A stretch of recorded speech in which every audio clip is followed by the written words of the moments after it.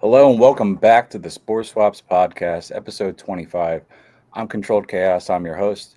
Today I'm here with Ward Watson. He's a owner, founder, operator of a brick and mortar mushroom store down in South Carolina.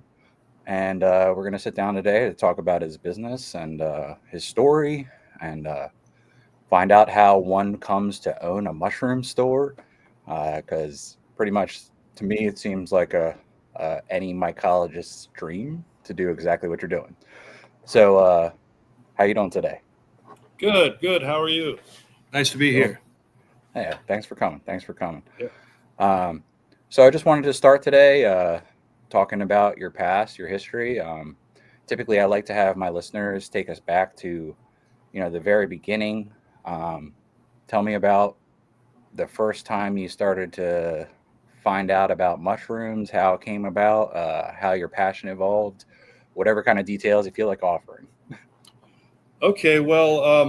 I guess my mushroom history, I sort of started a little bit late, but I mean, everybody growing up in the 70s, 80s, um, rural, not really rural, but South Carolina, and yeah, ate mushrooms on pizzas and salads. Sliced mushrooms. I really didn't Yep. know much about them. Um, and I went to college in New England, and been doing college things, and I was introduced to a different kind of mushroom, which, literally, wow, blew my mind to a degree. Not that I was heavily involved in that, but I was like, that really sort of, wow, mushrooms are interesting. And then when I finally graduated college, I sort of fell into the restaurant business and got sort of really interested in food and being a foodie and living up in rural New England. Some of the people I'd work with would go out foraging. First, it was fiddlehead ferns. So go out, find fiddlehead ferns and bring them in. And then later, another waiter's talking about mushrooms and people talking about morel mushrooms. They would always talk about elm trees up there and old elm trees, which used to be a favorite host of a lot of morels. But since a lot of them have died, of course, that has changed somewhat. And yeah, a lot of my friends up there are still I've always been into foraging, so I really got into foraging, into the mushrooms. Wow, you got $300 for bringing in that hen of the woods. Find it fascinating and find the whole mystery of eating wild food that can't be cultivated and sort of you're secretly finding. I just thought it was really great. So I got into mushrooms from that point of view, and then when I moved back to my hometown here in Greenville, South Carolina, I started, wondering about mushrooms. Where are the mushrooms? And I would wander, look at the menus of the restaurants, and I was looking for work too, but I would see some porcinis and some, but I didn't see wild mushrooms. And so I wanted to know more about, is there a mushroom community around here? And lo and behold, of course, the internet's around at that time. So I find out of the local mycological club called South Carolina Upstate Mycological Society, which I think has the best acronym for SCUMS, is the Nice. name. So, and joined that club and really continued my interest in mushrooms, continued to grow.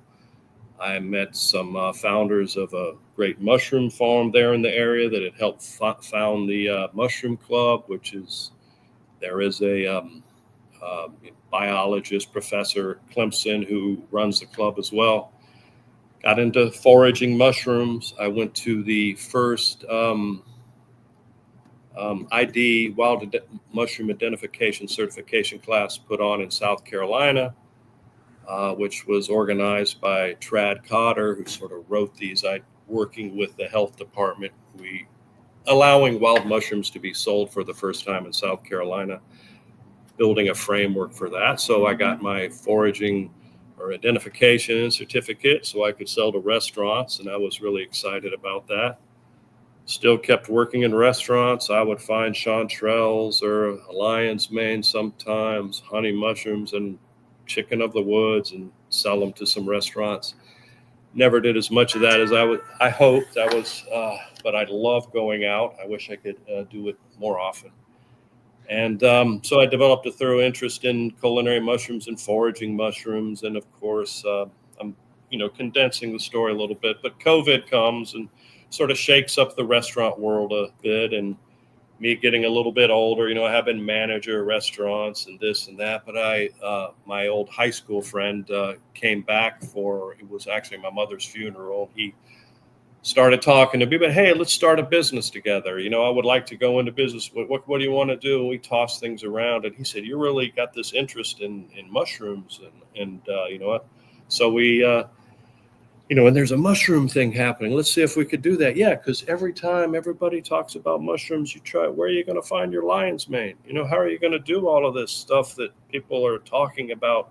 You can find all of these specialty ingredients, in a town like Greenville, which is coming pretty cosmopolitan, but finding wild mushrooms, unless you know where to find them, or growing your own lion's mane, you really didn't see much of it. You would go to a farmer's markets and you would find it sometimes, but generally felt that they should be more accessible for people to find and to use and to know about. And so then we said, yeah, let's do that. Let's start at the time, there was a little lapse in the mushroom farming community around here. There was only one farm supplying the Greenville area, which altogether is probably 500,000 people.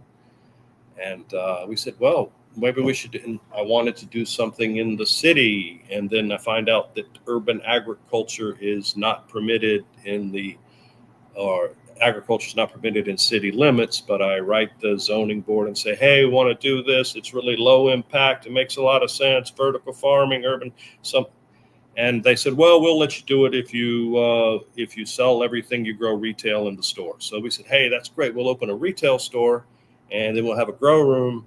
And the idea just grew because the more and more you delve into it, you find there's so much happening in the world of mushrooms. Of course, I was well aware of the supplements, the lion's mane, the cordyceps, all of that. But then you start to find all of the, other applications of mushrooms, from the food products and the spices and the mushroom jerkies and the whole foraging thing and the growing supplies and the fashion and then the education. And so we decided, we're just trying to do a lot of things at once, but seeing where it takes us. So we're doing a little bit of all of that, a little bit of growing. So that's my mushroom journey, and left the restaurant business, although I still in touch with have some of the chefs in the area interested in some of the mushrooms that I find and bring in.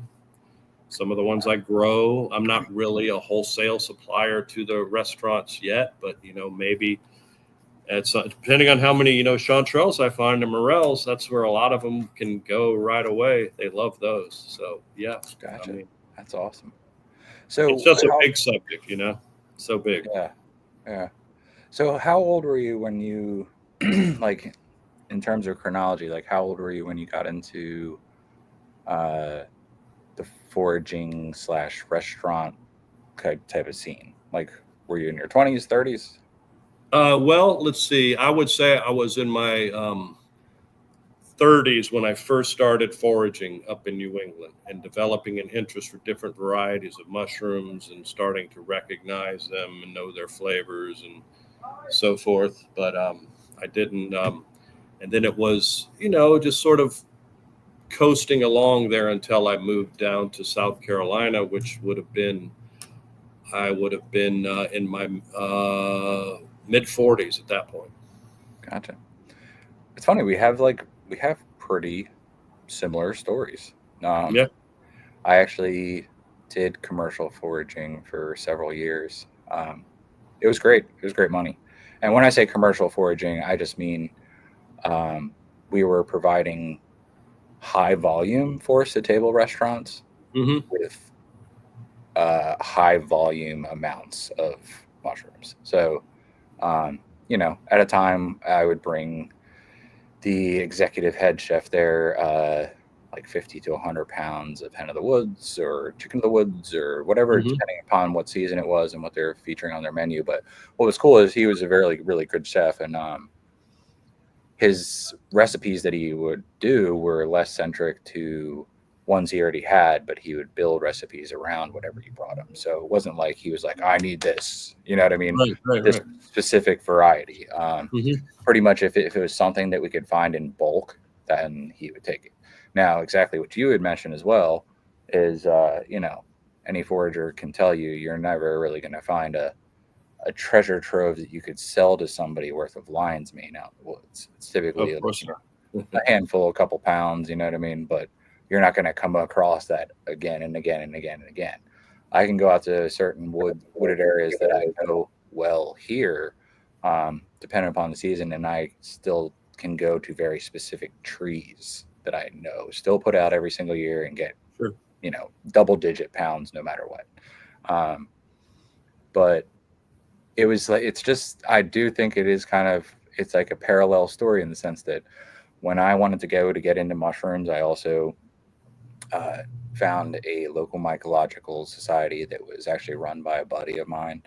I didn't know he did it until I did, and he was my mentor for a good amount of time, and he taught me how to forage for wild mushrooms and ID and all these other things. And the thing that he did, I think that was probably the best thing that he did for me was he wouldn't let me submit pictures to his Mycological Society page unless it was under the Latin name and a proper identification, obviously. So, if you went to submit your pics and then you put like, Hen of the Woods, it would be declined because you didn't actually use the Latin name. And in that way, he forced you to learn, you know what I mean? Yeah. And I think that if he would have given me the easy way out, I would know hundreds of common name mushrooms. You know what I mean? But now I know most of them, well, a good handful of them that I find in my area at least by their Latins. You know what I mean? And yeah, and then it snowballed. Same exact thing. I'm the type of person where I like to turn my hobbies into businesses. I like to make money. I like my hobbies. So the combination of the two is obviously optimal. And so whenever create, do start getting into a new business, I can create a new business out of it. And then it just goes from there. Same thing happened to me with hot sauce, right? Mhm. I literally, shit you not, I learned how to garden so I could grow peppers to make hot sauce. And then I I've started done selling. that. I've made some hot sauces. We have a mushroom hot sauce here too. Oh, nice. Interesting. We didn't grow the peppers or the mushrooms, but my brother started making hot sauces, and I commissioned him to make a mushroom one for us. But black trumpet, I thought black trumpet would go well in it. But yeah, hot sauce is sort of, yeah, there's so many people doing the hot sauces now. And then when I was working in the restaurants, that's all about the fermented hot sauces. And Yeah, yeah. I have one now that I was 2019 peppers that I grew. Like you were saying, I haven't grown them. I've grown a few this year, a couple different peppers, but yeah, I'm like, oh, this is the best. It's got to be the best hot. It's been aging for 6 years now, and I'm getting, I've been having it little by little, but I mean, it's still delicious, and it's Yeah. got all these nuances and flavors. It's so special to you. Yeah, and like I say, your love for what you want that to be. You want your work to be what you love. So Mhm. um, Well, that's what drives me too. it's like I started going hard with gardening to grow hot peppers to make hot sauce. Uh, Next thing I knew, I had like 25 different pepper varieties, and that's it growing in a garden. Um, and then uh, I started selling it to essentially just like friends in the local area, but they absolutely ate it up. So everybody wanted it. And I couldn't really make it fast enough. Mhm. Um, but then I had this idea that I wanted to start making my own beef jerky. And then it became almost like kind of like, the mushroom spot where it was like more end to end. So like I was growing peppers to make hot sauce, to marinate beef, to make jerky. Then I started packaging the jerky and selling that. It's just like, if you do something that people love, why not make a buck off of it? And I mean, I've given plenty away of all of it for free. But if people want to hang me $10 for a bottle of hot sauce, I'm not going to stop them either. Mhm. And it's like, oh, this feels good. People like what I do. You know what I mean? It's like a gratification thing too. Sure. Yeah. People Um, want that connection too with knowing who makes it. That personal connection is so big nowadays, and we're missing it more and more. I think for sure, becoming for sure. substituted with something else. I'm not sure what it is, but Well, so I love like the story of the growth of your passion essentially, but then also that it's just like you're doing it end to end. You know what I mean? So like you said, it's really inclusive business of what you're doing, and it's like multifaceted but focused at the same time. Um, so yeah, that's really cool. So do you do classes in the shop? Is that what you're explaining? Like educational courses? yes, we do. We have a little pull down screen. We've done up to 40 people, maybe a few more presentations. Classes in indoor cultivation, all day classes. We've done the outdoor log cultivation out in the back alley. There's a little spot, bunch of logs, giving people plugs, showing them how to go home with your log. Very I'm cool. about ready to get a bunch of wood chips. Someone called me about and try to do one of those, wood chip bed thing for people. Wood chip bed, the buckets. We've also done medicinal mushroom presentations with people generally talking about medicinal mushrooms. We've done tincture making classes here as well, and we're planning to do a much more in-depth medicinal mushroom uh, preparations, different ways to make tinctures and other medicinal mushroom products. And then we've also done the foraging wild mushroom identification course here as well. Okay. With the person that started it, we've taught 2 of those courses here, so people can get their certification that's good in 11 states. Oh, Your state nice. might be one of them that's part of that whatever agreement of taking doing that course. Gotcha. But yeah, so we're trying to do as much as we can that really brings people in. That's part of the whole thing. And there's so many other things. We've done the history of psilocybin mushroom cultivation. Talking about the discovery, by the West in Mexico and the whole history of there. We've had a guy come up who's presented that and people like that. So you're sort of on the outskirts of that. Of course, we want to talk about it. And then, you talk about social media. I try to advertise that course. No, you're selling illegal drugs. And then I know this is like this is like PBS, it's just education. We're just talking Yeah. about it. I can see that kind of stuff on National Geographic Channel. I'm Yeah. not, we're talking about the history of it and all of that, not teaching people. I would not even, not that it would be teaching people certain growing techniques, but no, we're not doing that at all. We're just talking about the history and the fascination and the evolution of what had happened. And so, of course, I challenged them, and then they were good with it. So that one was fine. Gotcha. I haven't Yeah. had a lot of problems, but you watch that, it's like, oh, it's gonna happen. Yeah, but sure, it happens to people for the dumbest reasons. I know Yeah. some Yeah. people have lost monetization. I've heard it's like, how could they lose? What did they do wrong? This doesn't Yeah. seem right. Yeah. So Now, do you yourself teach the classes, or is it majority like guest? majority guests, although we're planning to do an introductory mushroom class in Spanish here that I will teach because Nice. I do speak Spanish, and I just feel like that's an untapped community, untapped market for me.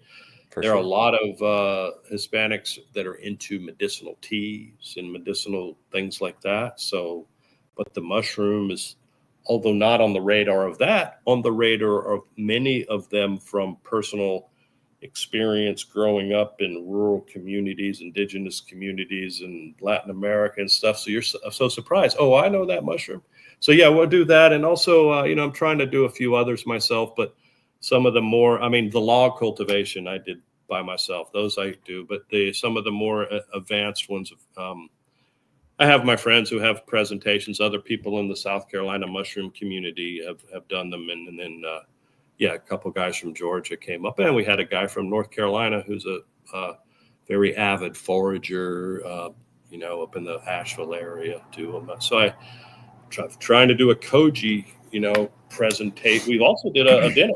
We rented a restaurant and we did a mushroom dinner. Not this year, but last year.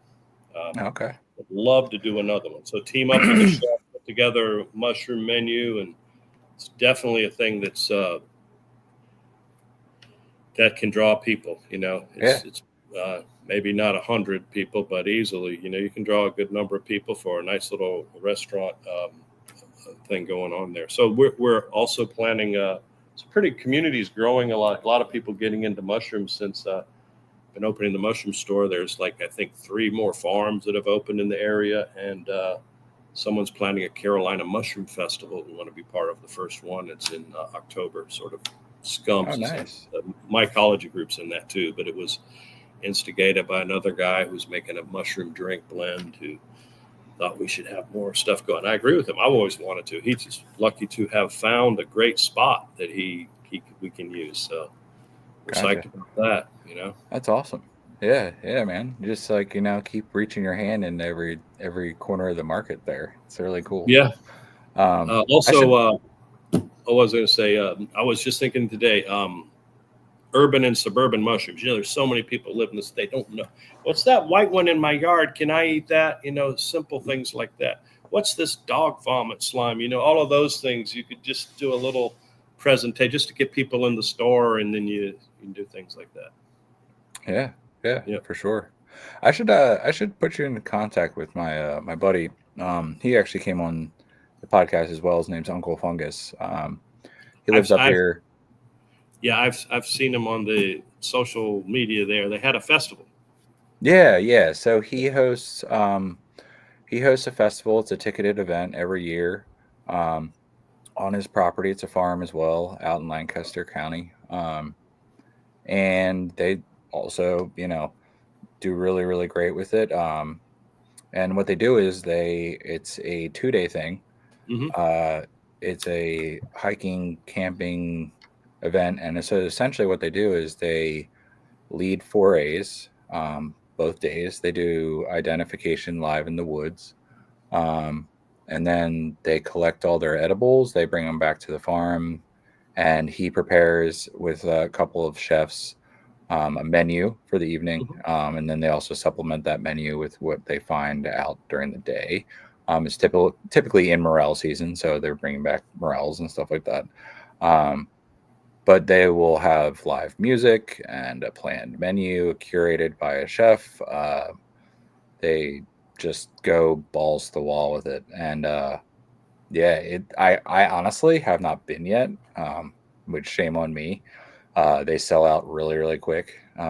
So I should have definitely attended by now because it's close enough. But every year, you watch like a perfectly made social media recap video, and you're like, damn it, I wish I went. Yeah. Like it looks like I've seen some of that. Some of the stuff I listened to. I think one of their they had a little talk session about koji. I watched that one. Yeah, so he's all about making mushroom product as well. That's like what he features on his website most. So he has a couple of different hot sauces, koji hot sauce, and mushroom salts, which actually like his exploration into the making of mushroom salts got me into doing it at home with stuff that I forage as well. So you were saying earlier that you thought that black trumpet would be a great taste for that, for your hot sauce. And I make chanterelle salt and black trumpet salt and all these different salts using coarse grain salt and like real, thick rock grain salt. But yeah, he's a super interesting dude doing super interesting things too. Cool. Love to meet him someday in person. Yeah, for sure. So tell me more about the shop itself. Like you got all this stuff behind you. I can't really see what it is, but like what is that? This all starts with, I guess, fresh mushrooms. Come in and get your fresh mushrooms, get your lion's mane, your oysters. You don't have to rush on Saturday morning to the farmer's market before it sells out.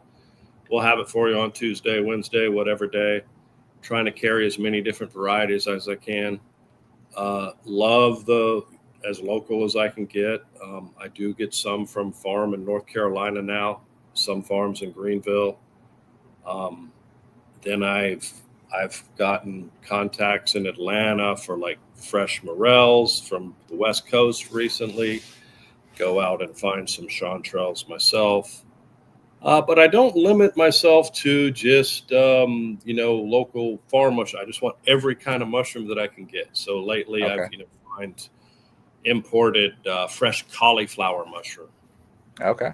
imported fresh affordable cordyceps mushroom to Okay. eat. Mhm. And yes, some of the imported ones, people wonder about the substrates and this, and of course, the whole idea of carbon and things going a long way. But hey, I just think it's great. And then you learn about so many worldly traditions. I will carry dry mushrooms, a lot of Asian dry mushrooms. The bamboo fungus, the Mhm. stinkhorn with the little, Yep. I forgot what they call it, netting around it there. That is apparently delicious with chicken soup. One of my clients said. I get all different clients, that will tell me some of the ethnic dishes that they know. Um, so yeah, and canned mushrooms from Eastern Europe. So I want to just have carry every. We have John from Haiti. There's a special mushroom to them it's like chipotle pep. I mean, it's just such an important part of their cultural identity and what's happening in Haiti now. John's in this tiny little Sorella. I forgot the species they think it is, but wild foraged, and we've actually thought about it would be great to be able to grow that. So we're trying to do experimentation and growing that sort of thing. So fresh mushrooms, dried mushrooms, and then supplements from all kinds of different producers, and we're starting to make our own as well using soxhlet extraction. I Okay. don't have mine bottled yet, but some of my friends who would work with me, some of the people that have given the lectures here, have some great products. Actually, cordyceps as well, grown here. Not Mhm. a imported cordyceps turned into a tincture, but a American grown right here cordyceps. We've actually grown some of our own here as well, but most of it he grew someplace else and Gotcha. he for his tincture. But that's all in the plans as well.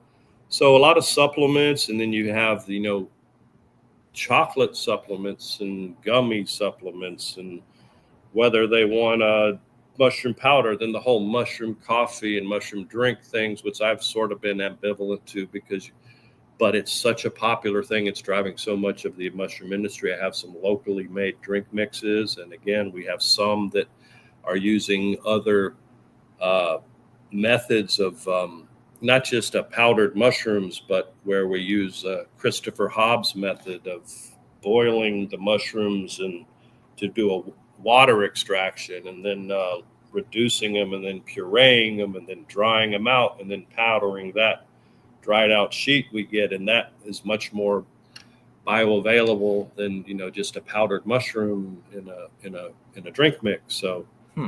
um, we've been trying to really make a quality product. Sometimes it's a lot more labor or something. I've basically been doing this with some of my colleagues that sort of have a side business. We're sort of collaborating together on that sort of thing. But I do Gotcha. have a matcha made with mushrooms like that, with turkey tail, reishi. So products like that. Then everybody needs to find their mushrooms. So you need your mushroom knife, your mushroom guidebook. You need your mushroom basket. You might need some bug spray. You might need some little tiny containers to contain those little ones. Everything that foragers use, just like you can come get it here. Cultivation, where we've been upping, we started with just simple countertop box kits that we get from one of the local mushroom companies, actually pretty uh, well known nationally. But started with that, and then we've expanded into making our own maitake colonized logs that you can bury underground for your own maitakes, or again trying to get soy pellets and that sort of thing. Some lab supplies, Gotcha. growing. So of course cultivation, and then fashion. Everybody wants mushroom necklace jewelry. A lot of this I patterned after when I went to a mushroom festival and I saw all the vendors. I was Gotcha. like, That I makes have to sense. put all this in a store. So I have blown glass with mushrooms on it, and everything I've really tried to be related to mushrooms. No, I haven't really gone outside that, uh, outside of mushrooms or fungus, put fungus anyway. I mean, but I'll have a cookie cutter, Hmm. make your mushroom cookies, or, I love carry it. a lot of books, fungi magazine we sell. Nice. Um, so yeah, just try to anything related to mushrooms in the store. And I'm sure I've missed telling you about something but I think that's pretty good. Books, dried mushrooms, supplements, clothes, growing supplies. Um, yeah, everything related to that. Always looking for new products, and you realize that there are new products coming out, new twists on mushroom things coming out all the time. We're still in the shroom boom. I don't know if it will continue in terms of like fashion and like home decor. I mean, it's just you're starting to see a lot of that.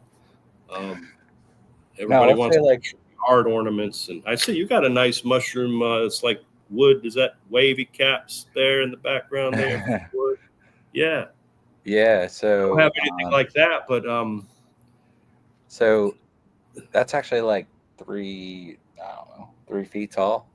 yeah, And it came from Oregon. It's supposed to be modeled after scions. yeah. Um, but yeah, this guy made it, and it's like his own personal, like, sellable art installation. What's crazy is the stems are warped table legs that are upside down, Oh, and cool. yeah, and then like I don't even know how he made well, so it would appear as like he took a chunk of a stump and then just made each cap from the slice of the stump. You know what I mean? Uh-huh. But here, check this out. Yeah, pretty cool. So I'm sure that took some time Yes, that's pretty cool. riveting it like that. But yeah, and then I just have a has couple of watercolors here, and even some. My wife is from Panama, and we've even commissioned some of her relatives who are an indigenous group that do a. I'll show you what I mean here. Give you an idea.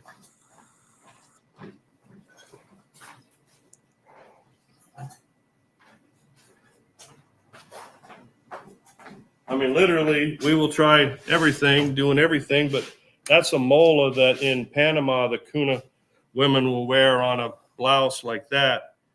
gotcha. This type of pattern is all part of their culture, but they always do something like that. It's called reverse applique, and I thought that'd be really cool. And so we commissioned some of that. Of course, it's hard to get a lot of them, but we also made this. They made this nice bag for me that even has my logo on it. Oh, that's sick. I like it. You know, Yeah. so we've done something. We're trying to do a lot of different things and find where the keep it going, and as the traction builds in different areas. But Gotcha. yeah, really excited lately about how we've gotten the grow room up and running, and we're really getting ready to produce some mushrooms. I'm going to produce some with one of my colleagues there when he's going to use them to sell at the farmers market. So we're going to start getting out that way. We want to grow unique varieties. Actually trying to grow some maybe shaggy manes and things like that you don't find too often. Maybe drying them, freeze drying them even as soon as they're ready, and then have a new type of mushroom available. Something novel. Or the chefs, hey, shaggy mane's coming in on Friday. We'll see how long they last. But then I've worked with another chef who said, let them deliquesce, let the black ink form, and then we'll make a vegan squid ink pasta, with the black from the maybe that's possible too. It was a friend of mine who was running a vegan restaurant where they were foraging lots of mushrooms for their restaurant.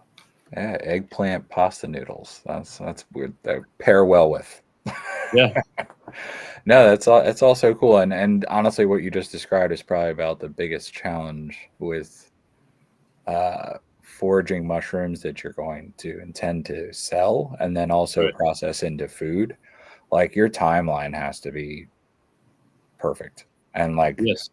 even timeline as in getting it from where you just foraged it into the chef's hands. Like typically like I would try to call him before I even had the time to go out for that long and be like, what are you looking for right now? If I bring you something today, can you take it? Because for him, he would visually inspect it and then weigh it.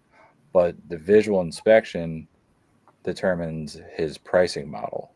So, Right. like, for something that was super fresh, super, like, not overly mature, stuff like that, he would pay more than if you brought him something that was a little less visually pleasing, but you could still make it into food. Uh, Hmm. you know, and that can be a matter of hours for a mushroom when you're Oh picking yeah, it. You know especially what I in mean? hot summer days and stuff. Yep. Yep. Definitely. But that's part of the local food movement. The slow food thing is that some of these food products can't be carried by some of the large distributors. It's not worth it for them. And if you can find that niche, and that niche exists, especially in some of those high end restaurants where they convince people you're eating something really unique and special that you're not going to find other places. I mean, it's still a niche, but it's to me, I love that. It's fun. I get excited Yeah. about it. So Yeah. For sure. that's what I like. I like to, wow, you got this really special mushrooms. You won't find that anywhere. It's Yeah. probably the only time you're going to eat them in your life. Truth. Truth. Yeah. Um, I mean, that's the huge draw with truffles. You know what I mean? Is they're so rare and hard to find that they're a sought Hmm. after, high delicatessen. You know what I mean? Um, but yeah, I mean, You got to sell those when fast. yeah, when you when you forage, right, and then you see the varieties that you can find in nature in the grocery store. Um, I mean, there's just some varieties that you companies have a really hard time hitting the nail on the head. Like if you go and you get maitake from a grocery store, it doesn't look anything like the maitake you find in the woods. Yeah, I have some good it has maitake it. here, but no, not in the grocery store. Well, I So would say small too. You for got some. like, what am I going to use that? I got to buy 4 packs. Well, yeah, It's, exactly. So it looks like a flopped over yeah. like abort of a freaking normal Sure. maitake you'd find in the woods. Like I've found maitakes that had to have been cusping over somewhere in between 30 and 50 pounds in just one head. You know what I mean? Yeah. Um, yeah. So I mean, I remember one time finding one that big and not having a bag with me and literally like walking back to my truck with it like this and walking past people and they were like, "What the fuck is he carrying?" Like people who've never seen something like that before. You know what I mean? Um, hmm. But those finds when when you find something that big and magnificent or that rare in the woods, it's just like I don't know. It's a feeling you can't really describe until you're Yeah, somebody it who's is. super passionate about it and do it. We have morels here in South Carolina, but not so many all the time. Sometimes it's a really good year. You have to find your spots. And to me, finding the spots to hunt is really harder than finding the mushrooms once you know where the spots are. You know your spots, then you know the time of year and what kind of weather you're looking for. But this year, that's what happened. I said, I'm going to find my own morel spot. So I went out looking the map. I knew the general area. I go, I haven't been down this trail. It's crossing a river down here. Let me walk. And Hurricane Helene, man, trees were all over. I had walk, bridge washed out. But when I didn't find many morels, I think I found 6. But the first one I found, you just find it, just like, bam. It's just, Hmm. and you just almost like lose your breath. You're like, oh, there it is. I Yep. found it. Yep. And it's so satisfying. You But to know, I've stumble been upon something you're not even expecting, and you're like, "Oh my gosh, someone who put this here for me." for sure, for Yeah. sure. I mean, I gotta say, like, I don't know, I've been foraging for 11 or so years. Um, Never been great at finding morels. honestly, like they are one of the most evasive mushrooms to people, and Hmm. they continue to evade me. So, I find them, but I'll find like one, two, three, four a season. You know what I mean? It's like Hmm. I've never found these treasure trove spots where you get to the bottom of a tree and there's like 50 growing out of every crevice in the roots and rocks. It's just Hmm. like Hmm. I personally have never found that spot, and for the amount of people that I forage with, they will never tell you or show you. That's what's they say it's mushroom people are great. They all help each other except during morel season. Mm-hmm. That's when this. But yeah, morels they can be challenging to find, and I have seen the big patches, but that was where our club spot is, where you're not supposed to go. We save that for the club. Of course, you Ah, don't go harvest those before the club goes. But I've seen that tree with man, and there's like 20 people out there, and people are picking like crazy. But man, if one person picked all that, that would be a treasure trove. But yeah, yeah. it's a lot of fun. It's I, and it's find those spots. So it's tricky to I've find the spot, find the tree. You gotta see the yeah. mark on your phone. See where you Well, are. see, that's just the thing is nowadays with the advent of technology and stuff like that, like there's apps like iNaturalist. Hmm. And recently when traveling, I never had used it in this way before, but I was like in a place where I didn't know and I didn't know the woods. So I would pull up iNaturalist and then get like kind of like that satellite map view where I could see where people are checking things in. And based off of where the check-in was on the GPS coordinates, then you could kind of determine where would be a good spot to go Yeah. hike and find I things in actually did nature. that just for the first time this summer. I said, well, let me look at iNaturalist. I'm like, oh, look at all these chanterelle finds here in Georgia. Let's go over there. And Yeah, then boom, we found more chanterelles than we could, we were probably about 3 days past their prime, but still we found a lot of chanterelles. We're just like, hey, they're everywhere. You yeah, can't miss them. But they were there, and it's just using iNaturalist. Like, here's a chanterelle area. And then as long as you're at the right time, you're probably going to find them. yeah. And like in my area, well, I guess what I was alluding to was the one of the mushrooms you seldom see checked in on iNaturalist is morels, and there's a reason behind that. They're Oh not yeah, going to tell yeah, you. They're not going to tell you where it is on a yeah, public yep, application. yep. That's for And sure. then around here, um, you know, April, May through June, if you're lucky, we get ovoids, and it's another thing. You're not going to see people checking in their ovoid spots. Only a couple, yeah. Yeah, yeah, Somebody's all excited about it, and yeah, but yeah, people keep a lot of that stuff, close to the chest or whatever you want to say. They don't tell all of their little secrets. actually, I have a random eye naturalist. By the end of this experience, I was like, "Is there something wrong with me?"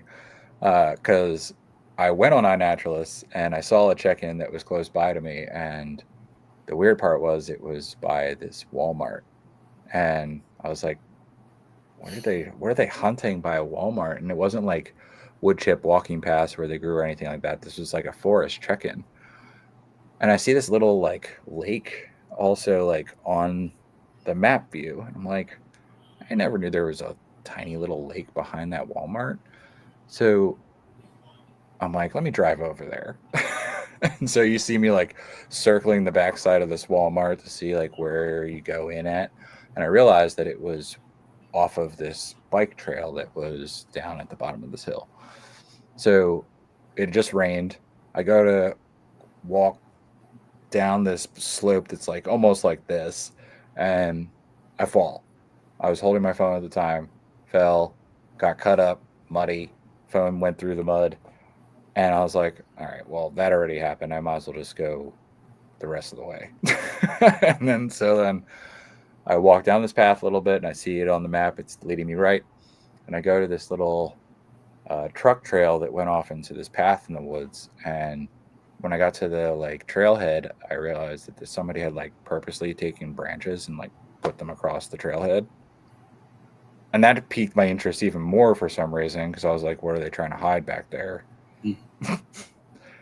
So then I started walking through the woods and I like came to where I could see this clearing and I came across what I can only describe as a homeless mansion. Like they had built this structure in the brush slash trees back there that was one of the biggest tarp structures I'd ever seen. And it was like right where that check-in was.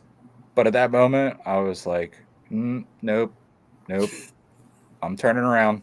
Whatever they're It's doing, like I don't want. where are the morels, man? Yeah. Whatever they're doing, I Maybe don't it want was any just a part of that. morel outpost. So I turned around and I went back, but I was bleeding and dirty, and I was like, man, you go to any extent to go find a fucking mushroom. Well, it's funny. Sometimes you find the interesting things, you at least inspect it. But yeah, as long as you made it back safe, nothing happened. Yeah. No, I have a recent big scar across the back of my leg. That actually two of them that go parallel across my calf like this because I really, really, really, really had to take a picture of this tree that had a complete colony of Copernellus micasis around it, and when you were looking at it as it moved from left to right, it was like all the different growth stages of the mushroom. Like it was from baby to midlife to full maturity to melting. And I was like, I gotta get this picture. And it was through this briar patch. And I was pushing briars down with my foot, stepped forward, and pulled my back leg up. And the next thing I know, I just felt something just like move through my leg. I've never been cut so badly by thorns in my entire life. Wow. I had blood just like dripping down my leg profusely, but also like that spot in your calf, like when you're standing, obviously it's There gonna. are dangers to foraging. I was foraging last summer with my son, and here we are walking through this woods, and I go, "Oh, let's cut through here." And then you hear buzzing, and I feel like I get stung, and I go, "Oh, we got to get out of here. There's yellow jackets." So I run one way.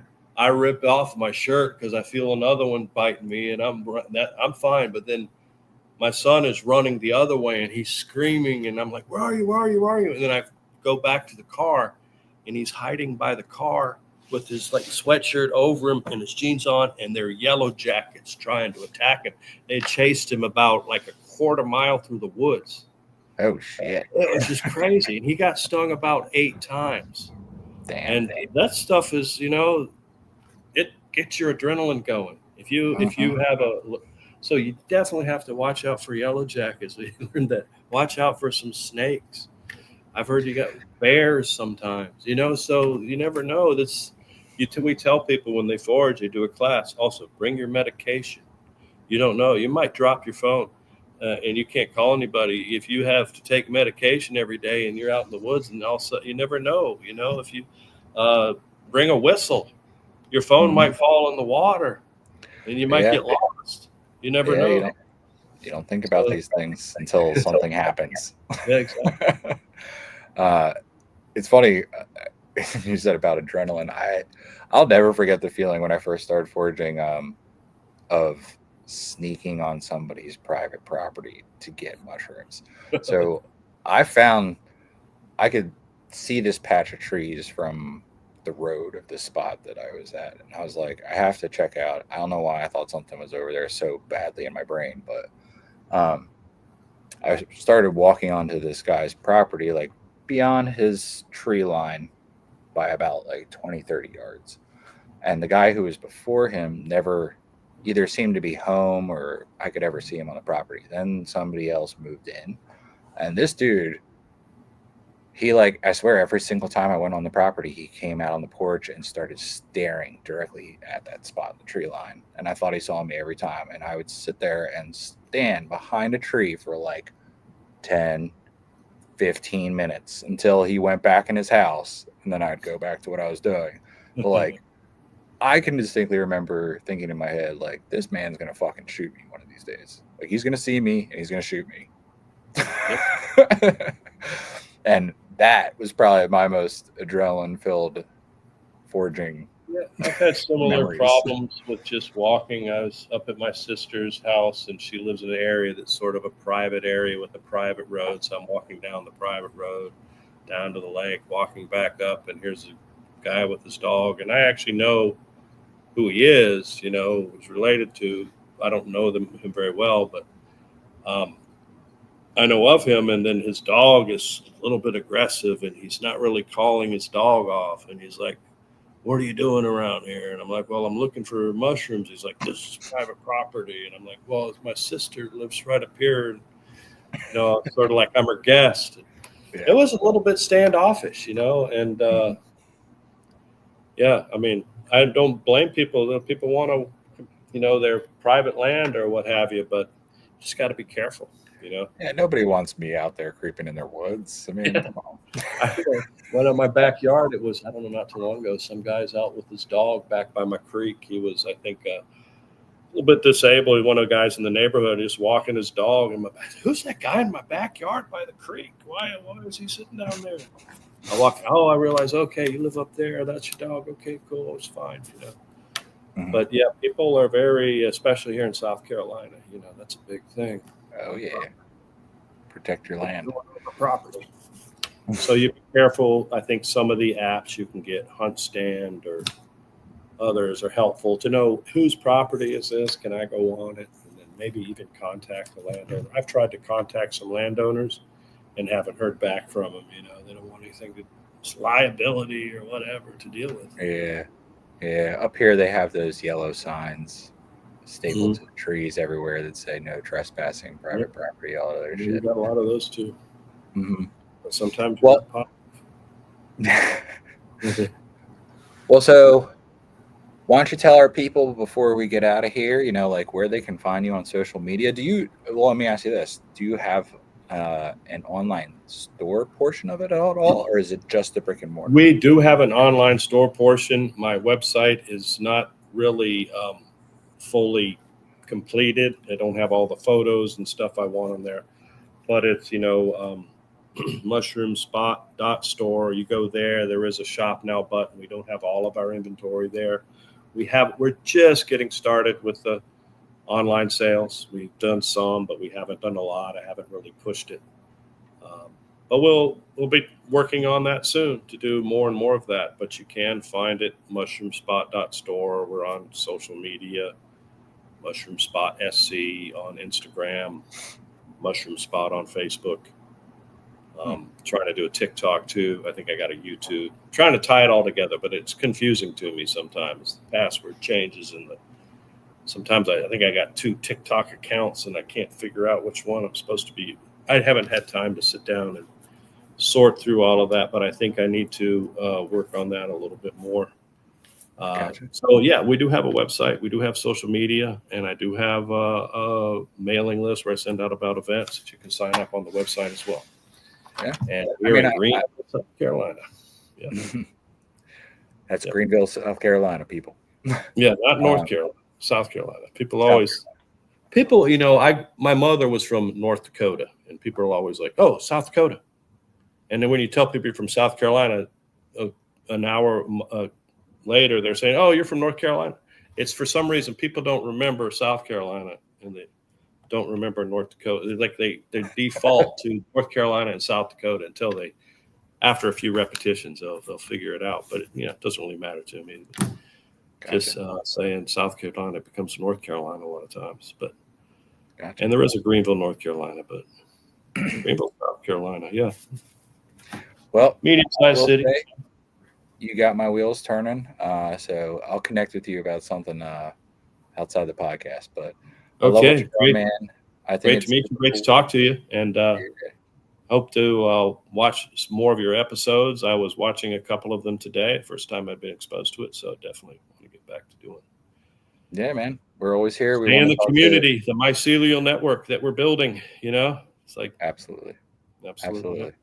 And that's just the thing is like, you're almost like you probably as a humble person would not quote yourself like this, but you're a pioneer in your own way.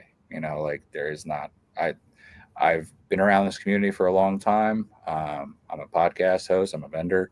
I can't say that I've come across somebody with a brick and mortar store yet. So I think that's super cool. I mean, different times are out west. I know that they're doing things like this in Colorado. I haven't had the Mhm. opportunity to talk to anybody. So you were the first who I've ever spoken to as a brick and mortar store. So, All keep right. keep doing what you're doing. Keep connecting people with this culture, and also, I think what's super cool is you have this arm that a lot of us don't, and that's to reach people who know nothing about it and they're just trying to get started. You know what I mean? Yeah, they just see the So sign. What's that? And they walk in. So, exactly, exactly. Well, really cool, man. Thanks so much for coming on. I appreciate your time, and if you ever need anything, reach out, and maybe we'll talk again soon. all right. Thank you, sir. Have a good evening. All right, y'all. Thanks for tuning in. Bye bye. Have a good night.